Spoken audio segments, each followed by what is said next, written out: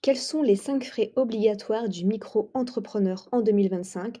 Les frais qu'il faut absolument anticiper, puisque vous allez voir qu'il y en a quand même 5 différents. On va voir 2 exemples concrets. Donc tout ça, il faut le prévoir et mettre de côté. Sans plus attendre, le premier frais, bien sûr, ce sont les cotisations sociales. C'est calculé en pourcentage de votre chiffre d'affaires. Elles financent votre protection sociale, donc assurance maladie, retraite. Et les taux varient selon la nature de l'activité. Donc, si vous faites de la vente, vous devez donner 12,3% de votre chiffre d'affaires.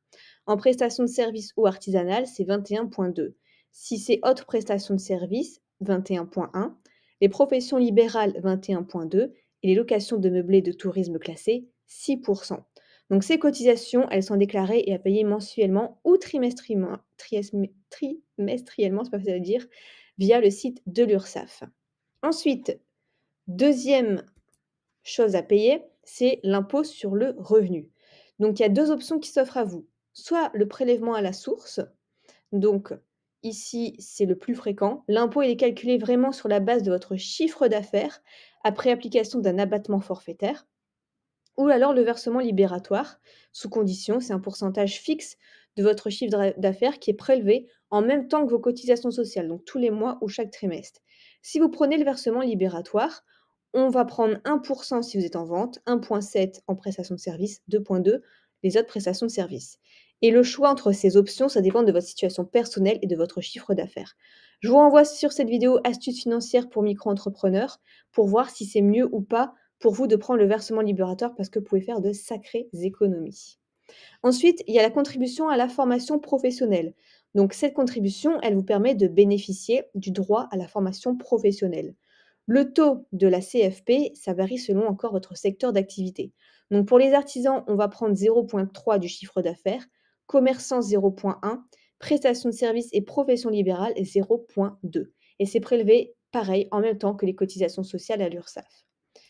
Ensuite, on a la CFE. Ça, c'est le gros point noir que peu d'entrepreneurs savent.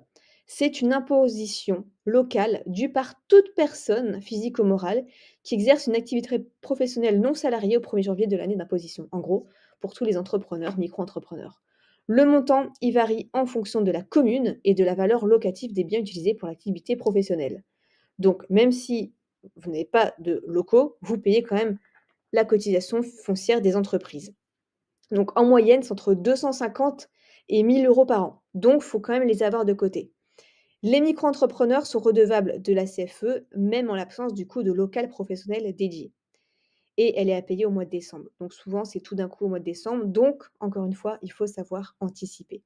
À savoir que si vous faites moins de 5 000 € la première année, vous ne payez pas. Mais par la suite, vous devez quand même payer. Et enfin, la taxe pour frais de chambre consulaire, la TFCC. Donc cette taxe finance les chambres consulaires, donc chambre de commerce et d'industrie ou alors la chambre de métier et de l'artisanat, qui offre pas mal de services pour les micro-entrepreneurs. Le taux, il dépend de la nature de l'activité, ça va, c'est assez bas. Pour les commerçants, c'est 0,015% à 0,044% du chiffre d'affaires. Et pour les artisans, c'est 0,48%. C'est prélevé pareil en même temps que les cotisations sociales à l'URSSAF. Donc maintenant, on va prendre des exemples pour savoir vraiment combien on doit. On va prendre un exemple de quelqu'un qui est en vente. Donc on va prendre un exemple des charges à payer pour une personne qui vend des bijoux, donc elle est en vente de marchandises, et elle fait un chiffre d'affaires annuel de 20 000 €. Donc avec les 5 taxes qu'on a vues, on doit les cotisations sociales, donc elle doit 2 460 € dans l'année, donc elle paye par mois ou par trimestre. L'impôt sur le revenu, imaginons qu'elle a pris le versement libératoire, elle doit 200 € à l'État. La contribution à la formation professionnelle, elle doit 20 €.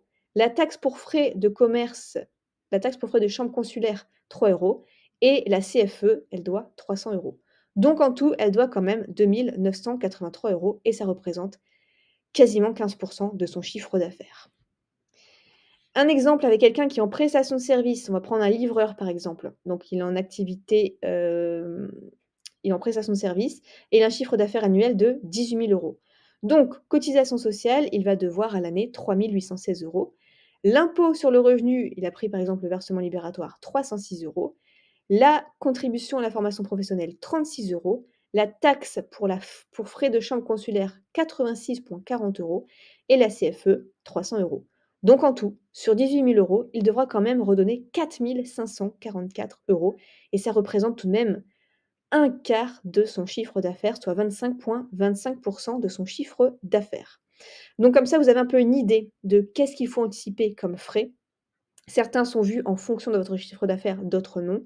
Comme la CFE, c'est pas trop vu en fonction de votre chiffre d'affaires, mais par rapport à la ville où vous habitez. Et le reste, c'est plus par rapport à votre chiffre d'affaires. Donc voilà, si ça ne vous a pas fait peur et que vous voulez quand même devenir auto-entrepreneur en déléguant toutes les démarches, il y a un lien dans la description qui vous permet de vous devenir auto-entrepreneur, de passer du rêve à la réalité, de démarrer les démarches en déléguant tout. Comme ça, il y a rien à faire. Vous envoyez juste votre identité. Le site s'occupe de tout. J'ai même un code promo pour payer vraiment pas cher pour avoir une tranquillité d'esprit et je vous souhaite plein de succès. Si vous avez la moindre question, n'hésitez pas à la poser en commentaire.